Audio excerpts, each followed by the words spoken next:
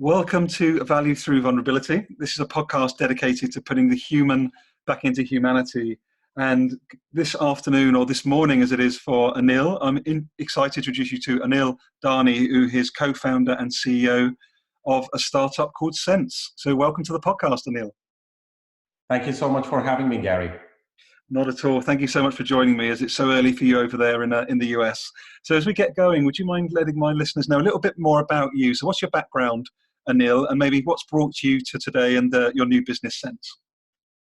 Yeah, so my background is actually I'm an engineer by training and an aerospace engineer. So out of school, what I really wanted to do was work on product design and solving business problems. And given my background in engineering, I was an early employee at an enterprise startup company back in late 1990s. It's called Ariba. And they went on to, the company went on to be acquired by SAP, which is obviously a European company for, I think, over $4.5 billion. From then on, I got an MBA degree, and then I came back to Silicon Valley and started a bunch of startups. So I've always been in sort of startup mode. I worked on the third largest social networking company back in the day when Facebook used to be number 2 and MySpace was number 1. From then on, I moved on to founding a startup that was doing mobile gaming. We saw the rise of the App Store and we started launching a bunch of mobile games. Became quite successful. We grew the team to about 125 people right here in San Francisco and sold the business to the number 1 Japanese mobile gaming company. The company is called GREE back in 2012 for a couple of $100 million. So I was with them till about 2014, and that's when I decided to start Sense with a few of my colleagues who were with me through my past businesses. So today I'm the CEO and co-founder of Sense. It's a platform that actually gives staffing agencies and recruiters the ability to create long-term and hyper-personal relationships, connections with all of their contractors or full-time employees that they place. But we can help them do it at scale, which is always a challenge, Gary, as you might know. That's awesome. Thank you so much for that introduction. Certainly want to come back and explore a bit more about your business Sense. Just before we go down that route, Anil, I'm really interested in that background of yours around aeronautical engineering, passionate about product design. Do you mind me asking, was that something that was with you from an early age? Or was it something that you sort of developed within you from your younger years? Yeah, so I grew up in my early days have all been in India. So growing up there, I've always been a tinkerer, always loved Legos and building things. I really wanted to do this degree in aerospace engineering. But one of the challenges that I experienced when I came to the US and started working on my master's was that there was the sense of gratification was sort of missing, this ability to build something very quickly, launch it in the real world and experiment and get feedback from real people was sort of missing. That sort of life cycle of product development, unfortunately, in aerospace engineering was really not there. It was also the time when the internet browser had been invented, and 4 or 5 years later, there was an internet boom happening here in Silicon Valley. And that's where I saw the opportunity where within minutes, I could code up and write up a website and I could throw it on the internet and hundreds of thousands and millions of people could access it. So for me, that was my aha moment where I realized I would rather be in an industry and world where there was more of this product instant gratification. So I jumped right into it. And sort of I switched my career, moving from this hardcore mathematically driven, physics driven, aeronautical engineering to more computer science. That's so interesting for me. And I love that. Thanks for sharing. I think some of the things that came up for me in your description there around, quickly iteration, creating something, regular feedback. You can really see where your passion for startups come from with those traits. Yeah, absolutely. I mean, we are doing that on a day-to-day basis and it never really ends. It doesn't matter whether you are just, 5 people out of a garage that is trying to experiment and launch things fast. It doesn't even end when you're at $50 million, $100 million company, because you're still launching new things and you're launching new products and you are still going back to the drawing board and figuring out, will this, my 10th product, be a hit? Will I find product market fit with this product? or this feature? Will it resonate with my customers? So you're always constantly trying to reduce the chances of that failure. And you're also really focused on what do my end users, what do my customers think about what I've just recently launched. That's lovely.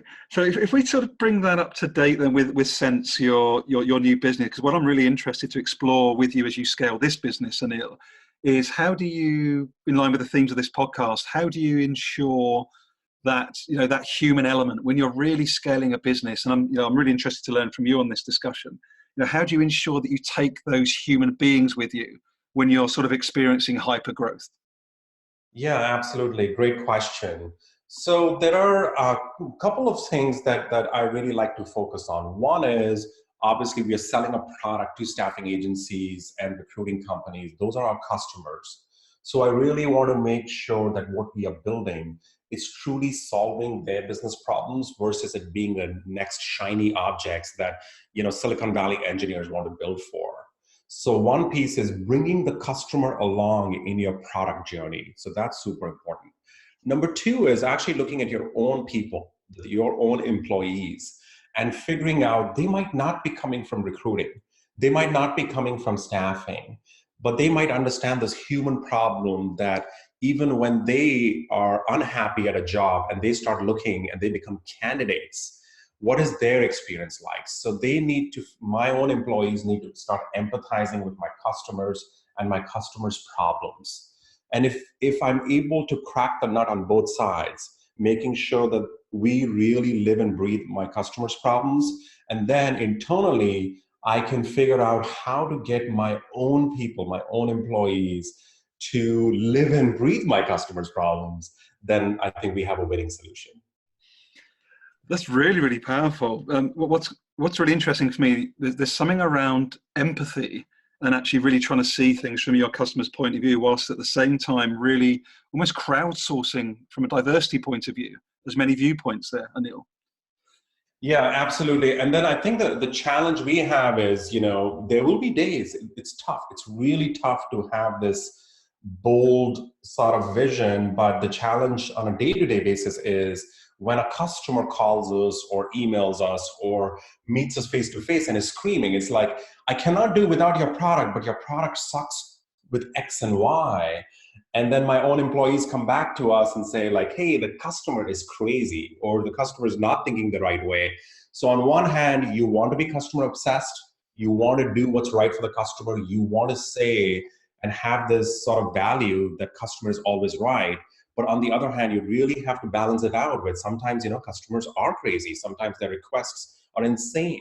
So how do you sort of balance your own priorities versus what customers are demanding on a daily basis? So if you don't mind exploring that a bit, because I think that's really interesting. I'm sure it informs your product as well.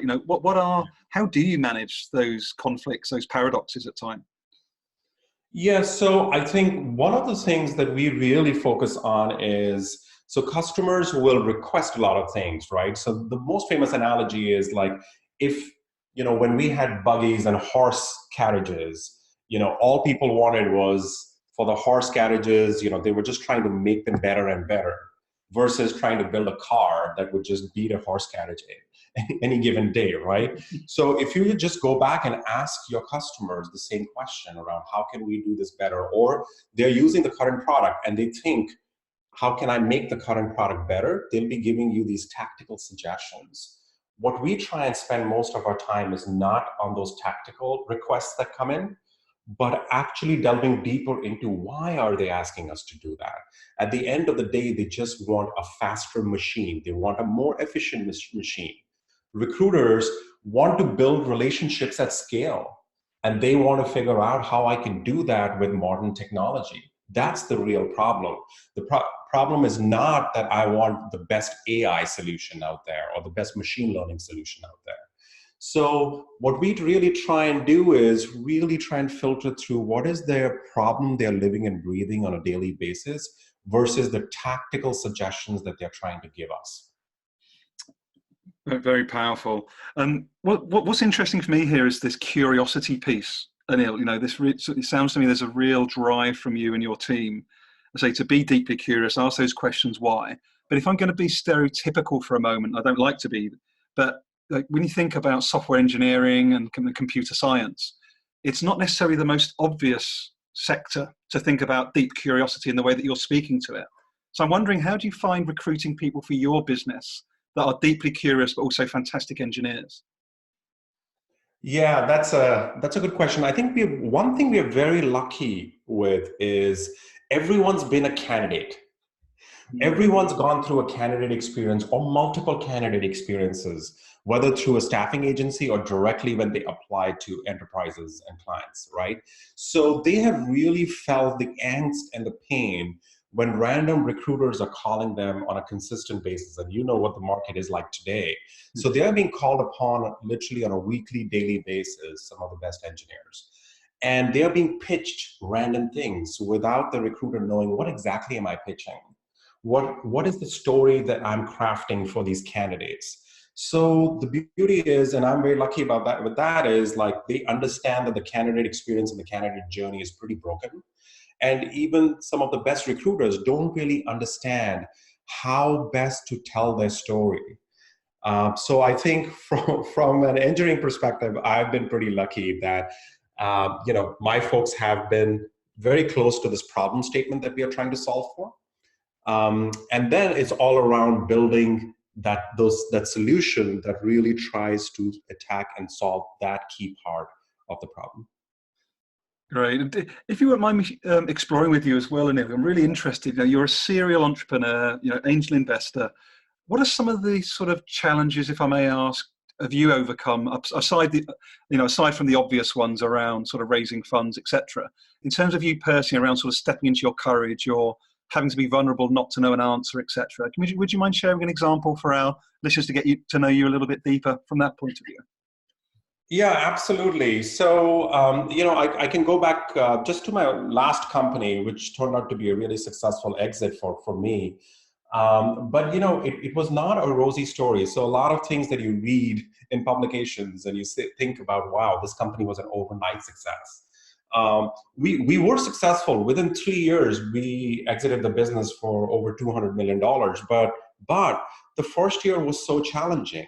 We were building a mobile game application, and we were building these games, online games. And one of the first things we decided was, let's build a game for Facebook. So in 2009 to 2010, we started building these games for the Facebook platform. And while we were building this amazing game, what ended up happening was Facebook changed all their viral channels. And they basically found that games were very spammy. The users were getting turned off with Facebook. So they went ahead and turned all those channels off. And here we were, having spent $1 million of our investment that we had raised, and we had built this game for Facebook, and Facebook just turned off all marketing and distribution. Wow. And we were a team of 15 people, and we looked at each other, we launched the game, and it was a dud. It did not succeed. It blew up. And what was left with us was we had another $1 million in the bank, and we said, what do we do next? But I go back to, this has been my core tenet ever since I've started building companies, worked in startups, is this is a very famous line from an investor here called Vinod Khosla. And he says, the team you build is the company you build. And I truly, truly believe that. And when we looked at each other and said, okay, what do we do now with only $1 million in the bank, 15 people whose salaries need to be paid, and can we give ourselves one more chance to execute and to launch a game, but this time, not on Facebook, we launch it on mobile on the App Store. And what it takes is not just having to figure out the business side, not just having to figure out game design, how it would work in mobile, but from my engineers, they had to figure out how do we build apps. They had not built apps before, mobile apps. They knew web technology, but they didn't know mobile technology. And Gary, fast forward a year, we built this game. It was called Crime City. It reached the #1 top free game on the App Store. It reached #1 top grossing app on the App Store when we launched.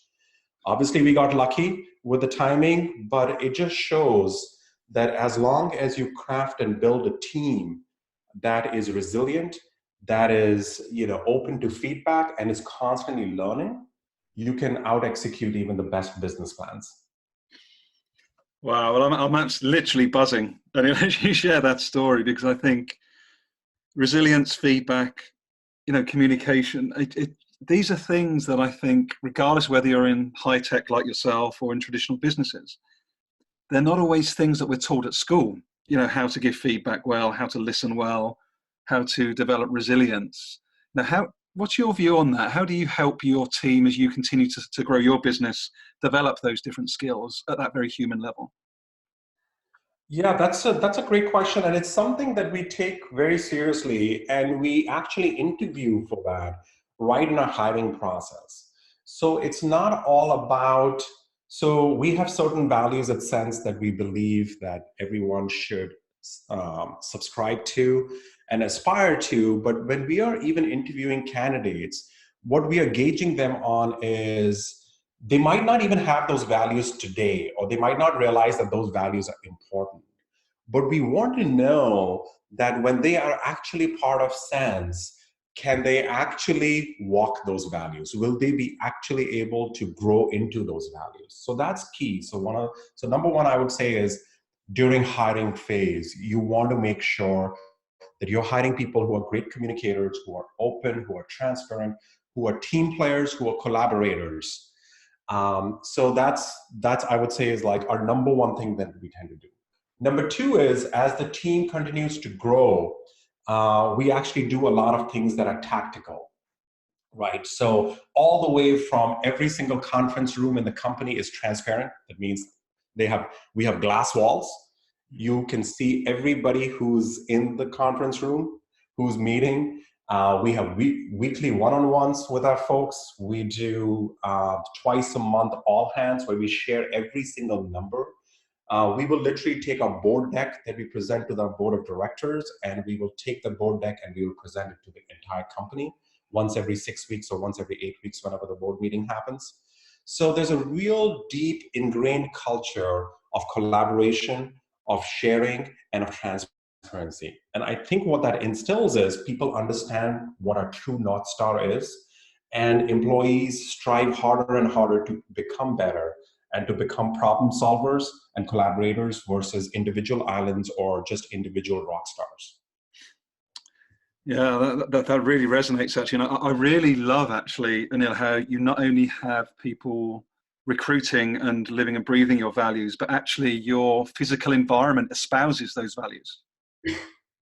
Yeah, that has been key. That has been key for us. And and candidates who are not comfortable with that, they're welcome not to join us. They're welcome to turn it down. And that way we automatically filter out people who are not good fits for us. That is so fascinating. And how are you as a business at the moment? What sort of number of people do you have within Sense? What's the plans for Sense over the next sort of 6 months, 12 months? Yeah, so it is really exciting time. So we have over 200 customers globally. We work with 7 of the 10 largest staffing companies, agencies in the US. You might be familiar with some of them, like Adecco, Recruit out of Japan, Kelly Services, folks like those. We have raised over $23.5 million, and our investors include folks like Google Ventures, Excel. The team is up to 65 people, and we are a distributed team, though most of our folks are right here in San Francisco. We have presence in Chicago. We have an engineering office also in Bangalore, India. Awesome. And in terms of your sort of the demographic of your team, you say you've got some people over in India, you've got most of you in Silicon Valley.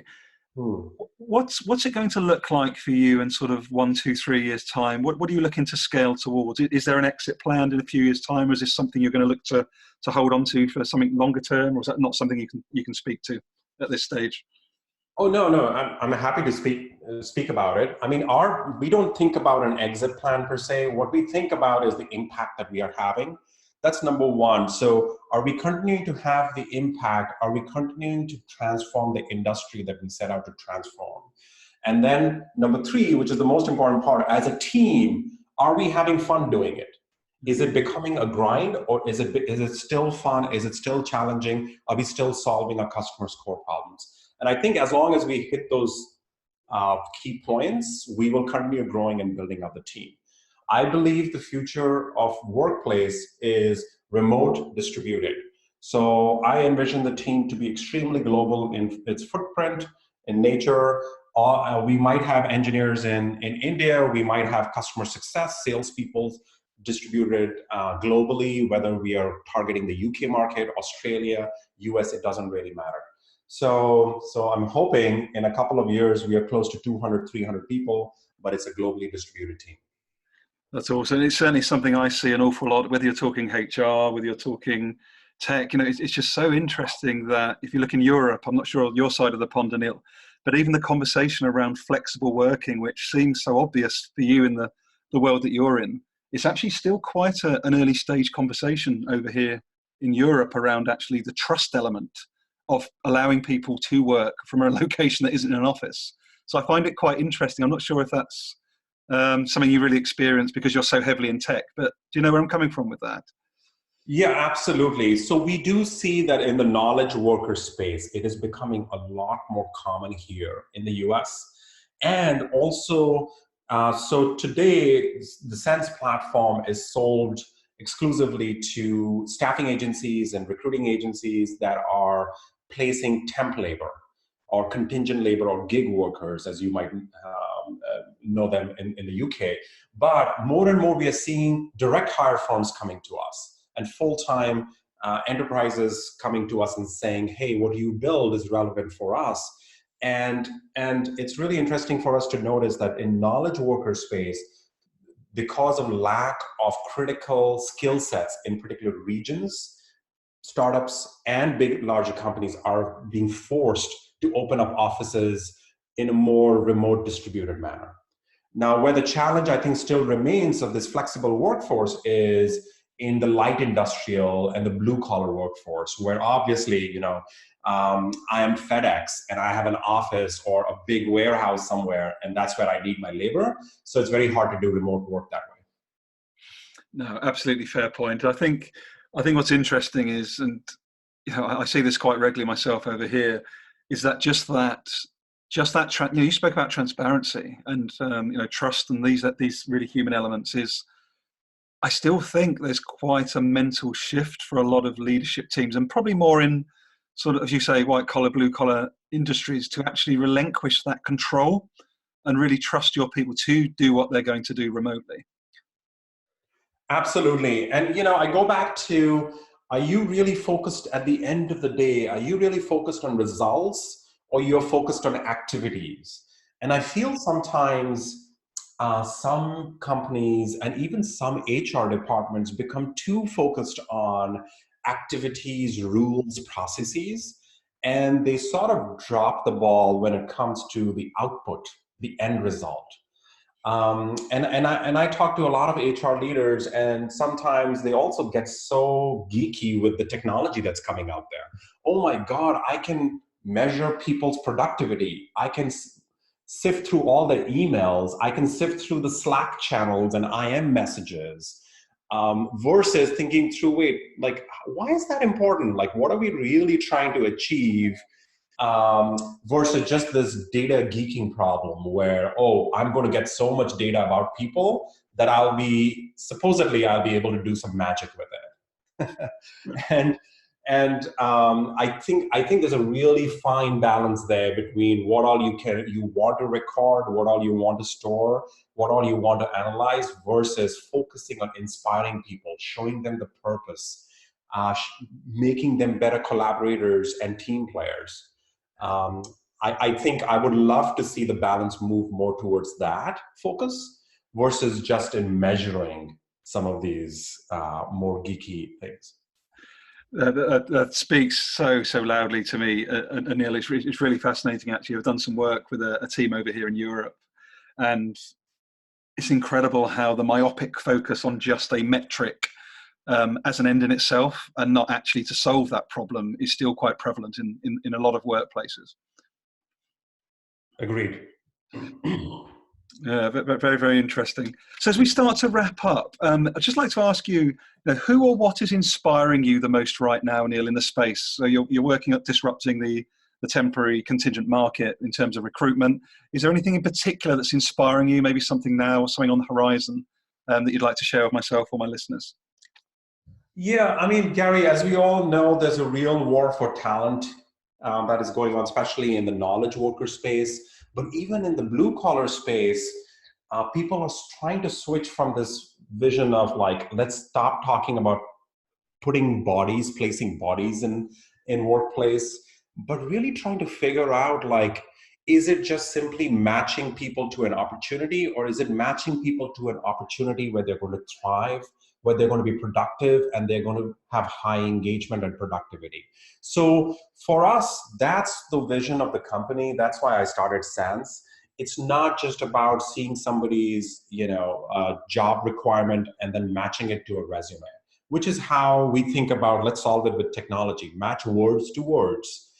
I really see where we are really trying to go to is, how do I place that amazing candidate at the right opportunity with the right set of teams and the right set of people where they're going to thrive, where their career is going to rise, where they're going to learn new things, and they're going to become problem solvers and better team players. So I think focusing on that, and not just focusing on one piece of the problem. So a lot of companies, a lot of platforms and tools focus on, for example, candidate experience. But then they sort of forget and drop the ball around the whole life cycle. It's not just about them being a candidate. It's when they're a candidate, what happens to them? It's when they sign the offer letter and when they actually start on site, what happens with them? Are they happy at the role? Do they like the hiring manager? Do they like the projects they work on? So having that 360 view around your talent is, I think, where the world is going. Empowering recruiters and staffing companies to be more human in their approach is where we feel the world is going. And being as obsessed about your talent as you are about your clients is where we feel the world is going. Well, that is so exciting. And it's been a few years since I've actually gone through any form of staffing agency, Anil, but it's so refreshing. Not only, you're not just, like say, trying to solve a problem, but you're going a step further for me, which is genuinely trying to rehumanize the recruitment process. Absolutely. That's number one priority for us. Thanks, Gary. No, it's wonderful. Honestly, no, we need more sense in the world, that's for sure, on multiple levels. So how can people reach out to you? How can people follow up with you and learn a bit more about Sense, should they be interested? Yeah, so our website, our web presence is www.sensehq.com, as in SENSE, sensehq.com. And my email is anil@sensehq.com. So very open, again, just like our open culture. We love to hear from more professionals, more people in the space. The more we learn, the better we get. Wonderful. Well, look, I really appreciate your time today. Grateful that we're connected now, Anil, and look forward to following your journey. Yeah, thanks so much. Keep up the great work. Appreciate your time. Take care. Bye-bye.